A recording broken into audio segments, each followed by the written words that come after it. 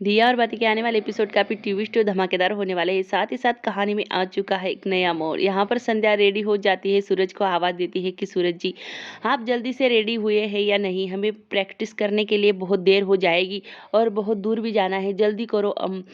यहाँ पर वेद कहता है कि मम्मा, तुम इतनी जल्दी क्यों कर रही हो? पापा अपने कपड़े चेंज कर रहे हैं ना, अपना यूनिफॉर्म बदल रहे हैं ना। तभी संध्या कहती है कि वेद, ये सब कुछ तुम्हारी गलती की वजह से हुआ है। तभी वेद कहता है कि मम्मा, आप भी तो अपनी ड्यूटी का पुलिस यूनिफॉर्म पहनती हो ना, मैं भी अपने कुल का पहनता हूँ यूनिफॉर्म। फिर पापा क्यों नहीं पहनेंगे? पापा जब यूनिफॉर्म पहनकर आएंगे तो देखते ही रह जाओगे आप। तभी यहाँ पर सूरज बाहर निकलता है। सूरज कहता है कि वेद देखो मैं कैसे लग रहा हूँ। वेद कहता है कि पापा आप तो बिल्कुल हैंडसम लग रहे हो, बिल्कुल मेरे बड़े भाई की तरह। संध्या जब पलट कर देखती है सूरज की तरफ तो सूरज की तरफ देखती ही रह जाती है और सूरज के इशारे में कहता है कि कैसा लग रहा हूँ। तभी संध्या कहती है कि बहुत हैंडसम लग रहे हो, बिल्कुल क्यूट लग रहे हो। संध्या सूरज को एक किस देती है और वहाँ से सूरज हंसने लगता है। सूरज संध्या कहती है कि चलो सूरज जी, अब बहुत देर हो चुकी होगी, नीचे हमारा सब लोग वेट कर रहे हैं, हमें जल्दी जाना होगा। आज हाँ तुम्हारा पहला दिन है। तभी सूरज कुछ नर्वस हो जाता है। भाभू यहाँ पर सूरज को दही शक्कर खिलाती है और कहती है कि बेटा, आज तुम्हारा प्रैक्टिस का पहला दिन है तो अच्छे से खेलना, कहीं हाथ पैर तोड़ ना लेना। पहले से ही तुझे पहला दिन है और अच्छे से जाना और घर वापस अच्छे से आना। तो यहाँ पर संध्या सब भाभू के पैर पड़ता है, बाबा साहब का आशीर्वाद लेता है और सारा परिवार इकट्ठा जमा होता है। तभी यहाँ पर सूरज कहता है कि हाँ भाभू, आज मेरा पहला दिन है, थोड़ा सा नर्वस तो हो रहा हूँ, थोड़ा सा घबरा रहा हूँ। तभी यहाँ पर मीनाक्षी कहती है कि जेठ जी, भाभो बिल्कुल ठीक कह रही है कि कहीं हाथ पैर तोड़ ना लेना, पहले से ही हमारे घर में टूटे फूटे पड़े हुए हैं, देख ना रहे हो आप? तभी यहाँ पर सूरज संध्या सब लोग हंसने लगते हैं क्योंकि यहाँ पर छोटू का पैर जो है जो फ्रैक्चर हो चुका है। छोटू कहता है कि भाभी, आप मुझे ही बोल रही हो ना, मैं तो पतला हूँ, फिर भी ठीक हो जाऊंगा। आप देखो, आप तो चलते चलते भी हांफने लगती हो, चोरी चोरी काजू बादाम खाकर इतना बड़ा पेट आपका निकल गया है। तभी यहाँ पर भावो सब लोग हंसने लगते हैं छोटू की बात सुनकर। मीनाक्षी कहती है कि हाँ छोटू, तुम्हें तो मैं ही बचपन से लेकर आज तक मुझे मेरा ही तुम खार करते आए हो और मेरी ही बुराई करते आए हो। तुम्हें पता भी है, जब मैं बाहर निकलती हूँ ना, तब सारे लोग कहते हैं कि खाते पीते घर की जेठानी जी आई हैं। तुम्हें क्या पता है इस बात को लेकर? यहाँ पर भावो मुस्कुरा देती है और कहती है कि हाँ हाँ, अब तुम्हारी बात हो गई होगी तो चलो, अब हमें सूरज को बाहर तक छोड़ना है। तभी यहाँ पर वंश आता है। वंश को देखकर सारे लोग चौंक जाते हैं घर के कि वंश पहली बार यहाँ पर आया है। यहाँ पर सबके सब कहते हैं कि वंश यहाँ पर क्या कर रहा है। तभी वंश देखता है कि सारी जो चप्पल होती है वो एक तरफ निकाली होती है। वंश भी वहीं पर चप्पल निकाल देता है। भावो कहती है कि वंश। तभी यहाँ पर सब लोग वंश की तरफ देखने लगते हैं और यहाँ पर वंश जब अंदर आता है और वेद से मिलता है, तभी यहाँ पर सूरज कहता है कि वंश, तुम यहाँ पर कैसे आए और किसके साथ आए? तभी यहाँ पर बुलबुल कहती है कि वंश को मैं लेकर आई हूँ यहाँ पर। तभी यहाँ पर बुलबुल की तरफ सब लोग देखने लगते हैं कि ऐसे कैसे बुलबुल अचानक वंश को यहाँ पर लेकर आई है। बुलबुल कहती है कि ये वंश मेरे साथ आया है और मैं वंश को लेकर आई हूँ। यहाँ पर सब लोग एकदम हैरान हो जाते हैं कि बुलबुल और वंश दोनों यहाँ पर आए हैं। तभी यहाँ पर सूरज कहता है कि बुलबुल पर तुम कैसे आ सकती हो वंश को लेकर यहाँ पर? सारे लोग जो कहते हैं, यहाँ पर संध्या संध्या मीना सब लोग बुलबुल की तरफ देखते हैं और बुलबुल से कहते हैं कि संध्या कहती है कि पर बुलबुल तुम्हें यहाँ नहीं आना चाहिए था, क्योंकि तुम्हें यहाँ आने से बहुत बड़ी गलती कर दी।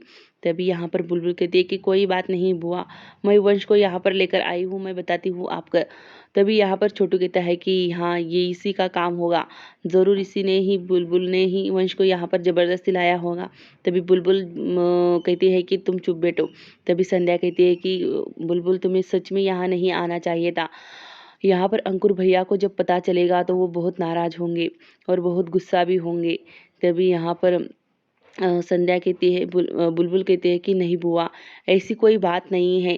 तभी यहाँ पर बाहर से आवाज़ आती है कि क्यों नाराज़ हूँगा मैं, क्यों तुमसे नाराज़ हूँगा? तभी यहाँ पर दरवाजे की तरफ सब लोग देखने लगते हैं तो दरवाजे पर अंकुर खड़ा होता है। यहाँ पर संध्या अपने भाई को एकदम से देखकर काफ़ी शॉक हो जाती है कि कैसे अचानक इतने सालों बाद अंकुर उसके घर पर आया है और वो भी किस लिए? तभी यहाँ पर अंकुर अंदर आता है और अपने बूट जो चप्पल बूट होते हैं वो उतार कर अंदर आता है, भावों की तरफ देखता है, सबकी तरफ देखता है और संध्या के पास जाकर खड़ा हो जाता है। यहाँ पर वो अंकुर कहता है कि क्या हुआ संध्या, मुझे देखकर चौंक गई क्या यहाँ पर, कि मैं आ नहीं सकता। तभी संध्या की आंखों में आंसू आ जाते हैं और संध्या रोने लगती है। यहाँ पर अंकुर कहता है कि एक भाई को अपनी बहन माफ नहीं कर पाएगी क्या? इतने सालों बाद मैं अपनी बहन से, मतलब मैं नहीं चाहता कि कोई भी हमारे बीच में नाराजगी रहे, कोई भी कड़वाहट रहे। मैं इस कड़वाहट और नाराजगी को दूर करने आया हूँ संध्या, और अपने भाई को माफ कर दे। जो भी बातें हुई है हमारे बीच में, जो भी हुआ है, हम उसे भुलाना चाहते हैं और फिर से नया रिश्ता, मतलब नए जीवन की शुरुआत करना चाहते हैं। संध्या इस बात को सुनकर रोने लगती है और यहाँ पर अंकुर कहता है कि मैं तुम्हारे आगे हाथ जोड़ता हूँ, मुझे माफ़ कर दो। मुझसे जितनी भी गलतियाँ हुई है मैं उसके लिए तुमसे माफ़ी मांगना चाहता हूँ संध्या, और तुम्हारे पूरे परिवार से।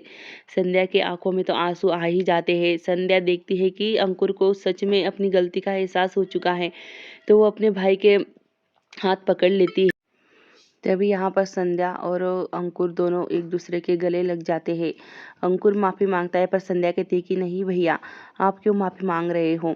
आपने आप यहाँ पर आए, वंश को यहाँ पर लेकर आए, यही बड़ी बात है मेरे लिए। और अंकुर और संध्या दोनों भाई बहन गले लग जाते हैं और काफ़ी रोने लगते हैं। यहाँ पर सूरज ये देखकर काफ़ी खुश हो जाता है कि आखिरकार अंकुर सा और संध्या एक हो ही गए हैं। तभी यहाँ पर जो मीनाक्षी होती है वो कहती है कि देर आए दुरुस्त आए, ये बहुत अच्छी बात हुई और अंकुर जी आखिरकार मान ही गए अपनी बहन को। मतलब दोनों भाई एक हो ही गए, दोनों बहन भाई। तभी यहाँ पर वेद कहता है कि पर आप दोनों बहन भाई कैसे हो सकते हो? उस दिन तो कुल में आप मिले थे तो ऐसे लग रहा था कि जैसे आप हमें जानते ही ना हो। तभी यहाँ पर आपने तो वो उस दिन बताया नहीं था कि आप मेरे मामा हो। तभी यहाँ पर अंकुर कहता है कि हाँ बेटा, मैं तुम्हारा मामा हूँ, तुम्हारी मम्मा का बड़ा भाई हूँ मैं। तभी यहाँ पर वेद कहता है कि आप मेरे मामा हो, तो उस दिन हमसे क्यों बात नहीं की थी कुल में? तभी वहाँ पर अंकुर वेद के पास आता है और कहता है कि वेद, मैं उस दिन तुम्हारी मम्मा और मेरी कट्टी हो गई थी पहले, अब मैं उससे इस कट्टी को तोड़ने आया हूँ और फिर से हम एक होने आए हैं। क्या मैं तुम्हारा मामा नहीं हूँ? तभी वेद कहते हैं कि हाँ हाँ, आप मेरे मामा हो। तभी यहाँ पर अंकुर वेद से कहता है कि अब हम साथ रहे, मतलब आना जाना रहेगा, और मैं तुम्हारा मामा हूँ तो मेरा भांजा है। वेद हंसने लगता है और घर वाले भी हंसने लगते हैं। तभी यहाँ पर अंकुर कहता है कि अ, अपने बेटे से कहता है कि सबके पैर पड़ो। तभी यहाँ पर सूरज गोदी में उठा लेता है वंश को और कहता है कि खुश रहो। तभी संध्या भी अपने बेटे को गले लगा लेती है और काफ़ी रोने लगती है गले लगाकर। तभी यहाँ पर सूरज देखता है कि संध्या काफ़ी भावुक हो चुकी है अपने बेटे को। यहाँ पर अंकुर और सूरज भी गले लग जाते हैं। अंकुर कहता है कि सूरज साहब, मुझे माफ़ कर दो, इतने साल की कड़वाहट मैं आज तोड़ने आया हूँ। तभी यहाँ पर वेद और वंश काफ़ी खुश नज़र आते हैं।